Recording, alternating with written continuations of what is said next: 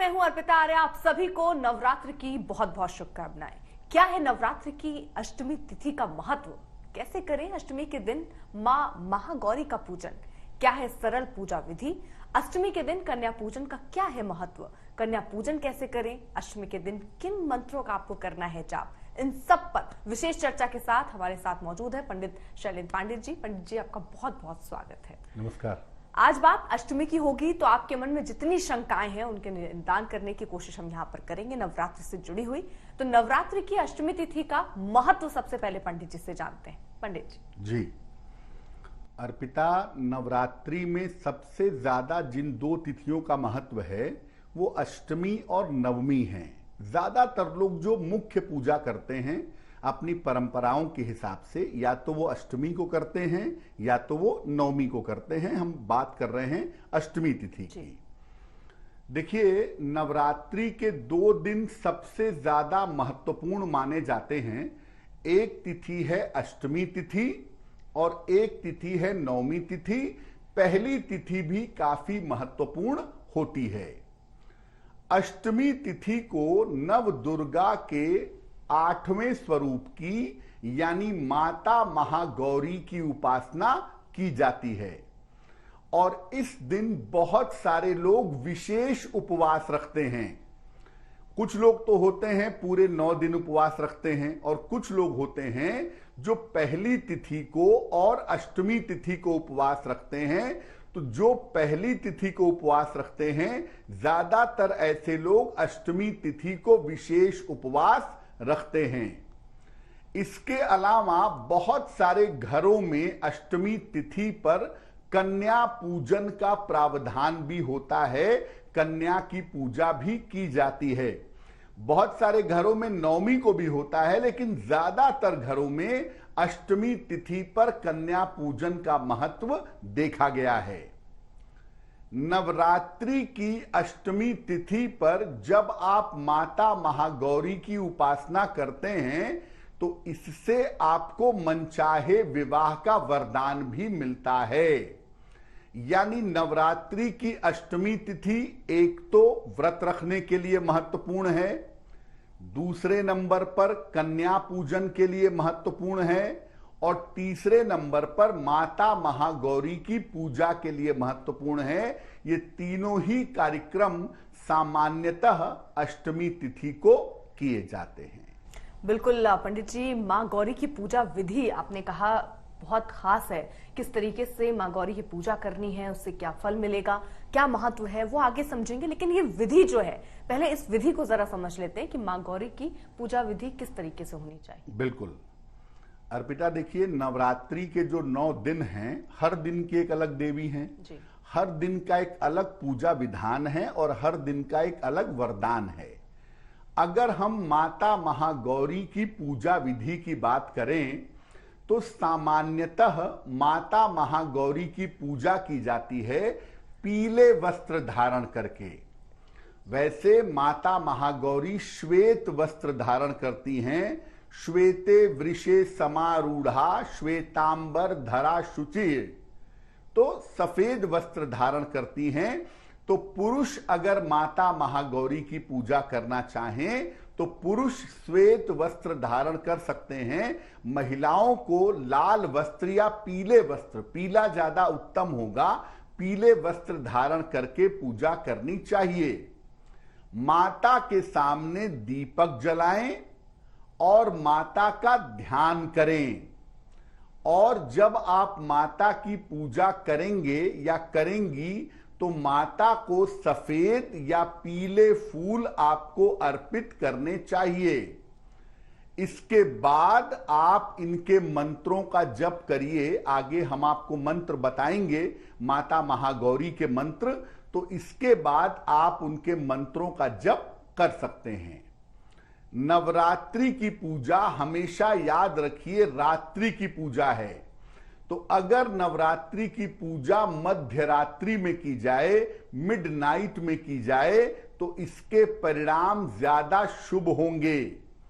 आप सुबह पूजा करना चाहें कर लें, शाम को करना चाहें कर लें, लेकिन माता महागौरी की पूजा या नवरात्रि की बाकी जो पूजा है वो भी अगर नवरात्रि की मध्यरात्रि में की जाए, उस समय प्रार्थना किया जाए, तो उसके फायदे आपको ज्यादा मिलेंगे। बिल्कुल। तो यानी क्या पूजा देखिए हर कोई नवरात्र में जरूर करता है, कोशिश होती है कि वो पूजा कर ले, लेकिन उसका सही तरीका क्या है, किस ढंग से आपको पूजा करना है, कब करना है, वो अवधि क्या होनी चाहिए, वो पंडित जी हमें समझा रहे हैं। लेकिन पंडित जी, अष्टमी तिथि में एक पूजा और दूसरा जो अष्टमी के दिन कन्याओं को भोजन कराया जाता है, उसकी महत्ता क्या है, उसको किस ढंग से करना चाहिए? देखिए, नवरात्रि जो है वो केवल व्रत और उपवास का पर्व नहीं है कि आपने व्रत रखा, आपने उपवास रखा, आपने घंटी बजाया, दीपक जलाया, आपकी पूजा हो गई। नहीं, ये नारी शक्ति के और कन्याओं के सम्मान का पर्व भी है। हम जीवंत रूप से नारी शक्ति की पूजा भी करते हैं, कन्याओं की पूजा भी करते हैं। इसीलिए नवरात्रि में कुंवारी कन्याओं को पूजने और भोजन कराने की परंपरा भी पाई जाती है। शास्त्र कहता है कि नवरात्रि में हर दिन कन्या का पूजन होना चाहिए। ऐसा नहीं है कि केवल अष्टमी नवमी को हो, पहले भी हो, दूसरे दिन भी हो, तीसरे दिन भी हो, हर दिन कन्याओं की पूजा होनी चाहिए। लेकिन अष्टमी और नवमी को कन्या पूजन जरूर होना चाहिए। 2 वर्ष से लेकर के 11 वर्ष तक की कन्या की पूजा का विधान बताया गया है। और अलग अलग उम्र की कन्या देवी के अलग अलग स्वरूप को बताती है। जैसे अष्टवर्षा भवेत गौरी, जब 8 साल की बालिका होती है तो उसे हम गौरी कहते हैं। इसीलिए हर उम्र की कन्या की पूजा होगी 2 साल से लेकर 11 साल तक, और उसमें कन्या पूजन हम करेंगे, कन्याओं का सम्मान करेंगे। उसका भी एक तरीका है, उसका भी एक सही विधान है, जिस विधान से हमें कन्या का पूजन करना चाहिए। बिल्कुल। तो किस तरीके का इसका महत्व है, कब करना चाहिए पूजन, ये पंडित जी समझा रहे थे। पंडित जी, सही तरीका, कई बार जब आपसे बात हो रही होती है, हमारे जो दर्शक देख रहे होते हैं, उनके मन में भी कई प्रश्न होते हैं, क्योंकि जो परंपराएं चली हैं या जो सुनते आते हैं उसी ढंग से वो उन परंपराओं को निभाते हैं, उस पूजा विधि को निभाते हैं। लेकिन सही तरीका और सही समय, ये सब अगर पता हो तो उसका फल और ज्यादा अच्छा आपको मिल सकता है। तो कन्या पूजन लोग करते रहे हैं, आप बता रहे हैं अष्टमी के दिन या पूरे 9 दिन भी कर सकते हैं, इसकी सही तरीका इसका क्या है? बिल्कुल, पहले तो समय पे बात कर लें। समय जो होगा वो पहले आप दिन के समय में माता गौरी की पूजा करेंगे या करेंगी, और उसके बाद आपके कन्या पूजन का समय शुरू होगा। छोटी उम्र की कन्या को 2 वर्ष से लेकर के 11 वर्ष तक की उम्र हो, ऐसी कन्या को आदर सहित घर पर बुलाइए। वो गरीब है, अमीर है, ये बड़ा सवाल नहीं है। छोटी उम्र की कन्या को उसके घर जाकर आदर सहित बुलाइए। उन्हें ऊंचे आसन पर पहले बैठाइए, ऊंची चौकी हो, उनकी ऊंचे लकड़ी का पटरा हो, उस पर बैठाइए और उनकी पूजा करिए। उनकी पूजा कैसे करेंगे? उनके चरण थाल में रख करके या जल की सहायता से जैसे संभव हो उनके चरण साफ जल से धुलाइए, और इसके बाद उन्हें लाल चुनरी ओढ़ाइए और उनको गले में माला पहनाइए। देवी आपके सामने बैठी हैं, आप कैसे पूजा करेंगे उनकी? तो जैसे देवी की पूजा आप करेंगे वैसे ही उनकी पूजा करिए। उन्हें चुनरी दीजिए, उन्हें माला दीजिए, उन्हें मिठाई दीजिए, उन्हें फूल चढ़ाइए, उनके चरण धुलाइए, पूरा सम्मान, पूरा आदर, पूरी श्रद्धा व्यक्त करिए। इसके बाद उन्हें सात्विक भोजन खिलाइए। सात्विक भोजन का मतलब प्याज, लहसुन इत्यादि का प्रयोग नहीं होगा, वैसे तो नवरात्रि में होता भी नहीं है, तो उन्हें सात्विक भोजन खिलाइए। खास तौर से उन्हें हलवा पूरी जरूर खिलाइए। इसके बाद उन्हें दक्षिणा दीजिए जब वो भोजन कर लें।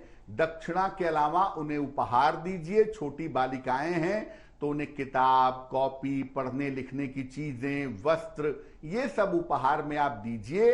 दक्षिणा दीजिए जो आपकी सामर्थ्य हो। उसके बाद उनके चरण स्पर्श करके उन्हें श्रद्धा पूर्वक विदा करिए। यानी आप ये मान करके चलिए कि आपके घर में स्वयं देवी आई हैं, छोटी सी बालिका का रूप लेकर के। और जब आपके घर में स्वयं देवी आ गई हैं बालिका का रूप लेकर के, तो आप जैसे उनकी पूजा कर सकते हैं वैसे उनकी पूजा आपको करनी चाहिए। पंडित जी, एक चीज आपने बोली कि ऊंचे आसन में बैठाइए। अमूमन लोग दरी बिछा देते हैं, चटाई बिछा देते हैं और उसमें कन्याओं को बैठाते हैं, क्या वो तरीका ठीक नहीं है? नहीं, भोजन कराने के लिए तो अर्पिता आप दरी बिछाकर, कारपेट बिछाकर भी बैठा दें, उसमें कोई दिक्कत नहीं है। लेकिन जब आप किसी के चरण धुलाते हैं तो उन्हें ऊंचे आसन पे बैठाना चाहिए ताकि आप उनका पैर अच्छी तरह से धुला सकें। ऊंचा आसन आपका पलंग भी हो सकता है, अगर चौकी नहीं है तो आप अपने पलंग पे साफ कपड़ा बिछा के आप वहां बैठाइए, लेकिन ऊंचे आसन पर बैठा करके पहले उनकी पूजा की जाएगी। और जो लोग ऐसे पैर धुला देते हैं केवल कि बाथरूम में ले गए और धुलवा दिया, वो उचित नहीं है। देखिए, क्योंकि लोग अपने अपने तरीके से मॉडर्नाइज होने लगते हैं। लोग जल्दी समय बिताने के चक्कर में ऐसा करते हैं। लेकिन जैसा मैंने पहले भी कहा कि हम तो ये मान के चल रहे हैं ना अर्पिता कि हमारे घर में देवी स्वयं आई है, तो अगर हमारे घर में देवी स्वयं आएंगी तो हम कितना सम्मान कर सकते हैं, कितना आदर दे सकते हैं, उतना हमें देना चाहिए। बिल्कुल। और बहुत महत्वपूर्ण चीज आपने बताई है। अब अष्टमी तिथि पर गौरी पूजा का विशेष मंत्र, क्योंकि आप विधि क्या कर रहे हैं, किन मंत्रों का उच्चार कर रहे हैं, वो भी बहुत असर डालता है। वो मंत्र कौन से होने चाहिए? बिल्कुल, देखिए, अष्टमी पर गौरी पूजा होगी। एक तो दिन के समय में होगी। दिन के समय का मतलब कन्या पूजन के पहले आप अपने घर में देवी की पूजा कर लेंगे। और जो मुख्य पूजा होगी अष्टमी तिथि की, महाअष्टमी की, वो मध्य रात्रि को होगी। उसका विशेष मंत्र क्या है? दो विशेष मंत्र हैं। सामान्य पूजा के लिए आप जो माता गौरी का मंत्र पढ़ेंगे या पढ़ेंगी, वो मंत्र होगा ओम ह्रीं गौर्ये नमः। ओम ह्रीं गौर्ये नमः, इस मंत्र का जप करेंगे। और दूसरा, अगर आपको मनचाहा विवाह करना है या आपको शीघ्र विवाह का वरदान चाहिए, तो ऐसी स्थिति में आप देवी का एक विशेष मंत्र पढ़िएगा। मंत्र होगा हे गौरी शंकर अर्धांगी यथा त्वाम शंकर प्रिया। हे गौरी शंकर अर्धांगी यथा त्वाम शंकर प्रिया तथा माम कुरु कल्याणी कांत कांता सुदुर्लभाम। तथा माम कुरु कल्याणी कांत कांता सुदुर्लभाम। इन मंत्रों को अष्टमी तिथि की मध्यरात्रि को जप करिएगा। 11 बजे से 1 बजे के बीच में इन मंत्रों का जप आपको प्रेम पूर्वक, श्रद्धा पूर्वक करना है। और मंत्र का जप करिएगा रुद्राक्ष की माला से या लाल चंदन की माला से। अगर आप ऐसा करते हैं तो निश्चित रूप से माता महागौरी की कृपा आपको प्राप्त होगी। और जिन बालिकाओं का विशेष रूप से विवाह नहीं हो पा रहा है, ऐसी तमाम बालिकाओं को मैं कहूंगा कि आप नवरात्रि की अष्टमी तिथि पर रात के समय में माता गौरी की पूजा जरूर करिएगा। माता गौरी की पूजा करना आपके लिए बेहद शुभ होगा। आपका विवाह शीघ्र होगा। पंडित जी, आपने मंत्रों को किस तरीके से बोलना है उसका उच्चारण आपने समझाया, उसको कि कौन सा मंत्र बोलना है वो समझाया। कितनी बार मंत्रों का उच्चारण करना चाहिए? देखिए अर्पिता, उसके पीछे का एक साइंस है। कुल मिला के 27 नक्षत्र होते हैं जी। और हर नक्षत्र के 4 हिस्से होते हैं। तो 27 को अगर 4 से गुणा करें तो संख्या आती है 108। इसीलिए मंत्रों की जो जप करने की संख्या है वो सामान्यता बताई गई है कि कोई भी मंत्र आप जपें वो 27 के मल्टीप्लिकेशन में होना चाहिए। 27 बार, 54 बार या 108 बार। 108 बार मंत्र का जप करना सबसे ज्यादा शुभ होता है, सबसे ज्यादा मंगलकारी होता है। तो आप 108 बार मंत्र का जप करिएगा और लाल चंदन की माला से या रुद्राक्ष की माला से मंत्र का जप करना आपके लिए बहुत शुभ रहेगा।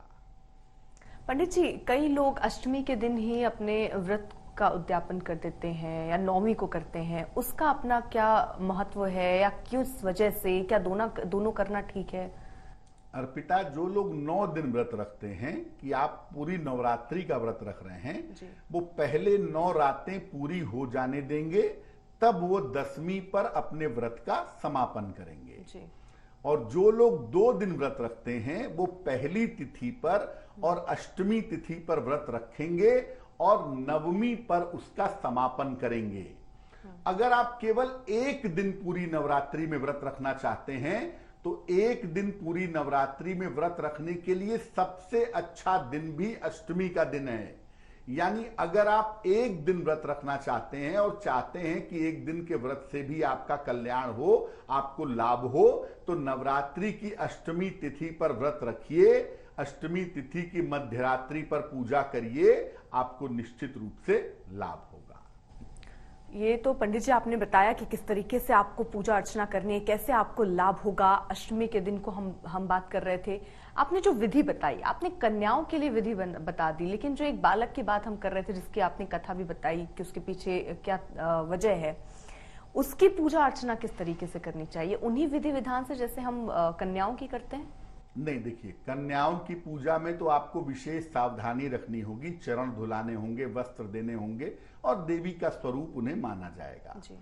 जो लंगूर वीर हैं, आप चाहें तो चरण धुला लें, उसमें कोई हर्ज नहीं है, लेकिन सामान्यतः उसका तरीका यह होता है कि उनको लाल वस्त्र दिए जाते हैं या लाल वस्त्र उनको ओढ़ा दिया जाता है और साथ में उनको भी गले में एक माला पहना दी जाती है। जो छोटा बच्चा होता है 9 कन्याओं के अलावा, उसको भी गले में एक माला पहनाएं, उसको भी लाल चुनरी दें या लाल वस्त्र उसे ओढ़ा करके उसका भी सम्मान करिए। और वो भोजन भी कन्याओं के साथ बैठकर ही करेगा, सात्विक भोजन, और उसको भी भोजन के उपरांत आपको दक्षिणा और उपहार देना होगा। चरण धुलाने की प्रक्रिया लंगूर वीर के लिए सामान्यतः प्रयोग नहीं होती है। सामान्य तरीका यही है कि बालिकाओं के चरण धुलाए जाते हैं और बालिकाओं के चरण धुला करके उनकी पूजा की जाती है। पंडित जी, जो लोग पूरे 9 दिन व्रत नहीं रखते हैं, अगर वो अष्टमी के दिन पूजा कर रहे हैं तो किस ढंग से उनको पूजा करनी चाहिए? देखिए, पूजा का तरीका अर्पिता सामान्य है। एक सामान्य घर में अगर हम देखें तो सामान्यतः लोग सुबह पूजा करते हैं, आरती करते हैं, शाम को पूजा करते हैं, आरती करते हैं और दिन की समाप्ति हो जाती है। लेकिन नवरात्रि का मतलब हमेशा याद रखिए, रात की पूजा ज्यादा अहम होती है, रात की पूजा ज्यादा इंपॉर्टेंट होती है। तो अगर आप सुबह शाम पूजा नहीं कर पा रहे हैं, कोई बात नहीं, आप मध्य रात्रि में पूजा करिएगा, 11 बजे से 1 बजे के बीच में। और अष्टमी की बात है तो माता गौरी का मंत्र पढ़िए या दुर्गा सप्तशती का पाठ करिए। और अगर आप दुर्गा सप्तशती का पूरा पाठ नहीं कर पाते तो दुर्गा सप्तशती का पहला अध्याय देवी की कृपा दिलवाता है, तो दुर्गा सप्तशती के पहले अध्याय का पाठ करें। और अगर आपको धन चाहिए, आर्थिक रूप से सफलता चाहिए, तो दुर्गा सप्तशती के 8वें अध्याय का पाठ करना आपके लिए बहुत शुभ होगा। पंडित जी, हम लोग कन्या पूजन पर भी हमने बात की, उसकी अवधि क्या होनी चाहिए? उसको आप सुबह करिए, शाम में, या कब लोगों को, कन्याओं को भोजन कराना चाहिए? वैसे तो अर्पिता अष्टमी पर आप कभी भी ऐसा कर सकते हैं, सुबह करें, शाम को करें या रात में करें। मध्यरात्रि तो खैर संभव नहीं है, लेकिन सुबह शाम में कभी भी करें। बट सबसे उपयुक्त समय होगा कि सुबह जब आप माता गौरी की पूजा करके सात्विक तरीके से भोजन बना लें, तब कन्याओं का पूजन और भोजन कराएं। वो आम तौर पे दोपहर का समय होगा जब आप कन्याओं का पूजन करेंगे, और दोपहर के समय पूजा करना ज्यादा कन्वीनियंट भी होगा, शुभ भी होगा। बिल्कुल। और इसी के साथ साथ एक और सवाल, बहुत सारे लोग पंडित जी हवन करते हैं अष्टमी के दिन, उसकी विधि क्या हो, उसको किस तरीके से करना चाहिए? अर्पिता, हवन का जो नियम कहता है वो ये कहता है कि या तो नवरात्रि में रोज हवन करिए, आप रोज पूजा करिए और रोज शाम को हवन करिए, कोई दिक्कत नहीं है। लेकिन अगर हम सारी नवरात्रि के फल की बात करें तो उसके लिए मुख्यतः नवमी तिथि पर हवन होता है, क्योंकि नवमी के बाद नवरात्रि का समापन हो जाता है। तो नवमी पर सबसे अंत में हम हवन कर लेते हैं और उसके बाद नवरात्रि का समापन सामान्यतः हो जाता है। लेकिन अगर आप रोज हवन कर रहे हैं तब आप अष्टमी पर भी हवन कर सकते हैं और नवमी पर भी कर सकते हैं। सामान्य रूप से नवरात्रि की संपूर्णता के लिए नवमी तिथि पर हवन किया जाता है। बिल्कुल। तो देखिए, इन उपायों के साथ, इन विधियों के साथ, इन मंत्रों के साथ आप इस नवरात्रि के अष्टमी के मौके को अपने लिए और लाभदायक बना सकते हैं और कृपा आप पर हो सकती है। इसी शुभकामनाएं के साथ आप सभी का बहुत बहुत शुक्रिया। पंडित जी, आपका भी बहुत बहुत शुक्रिया आज के दिन हमसे जुड़ने के लिए। आप देखते रहिए देश दुनिया की खबरों के लिए आज तक।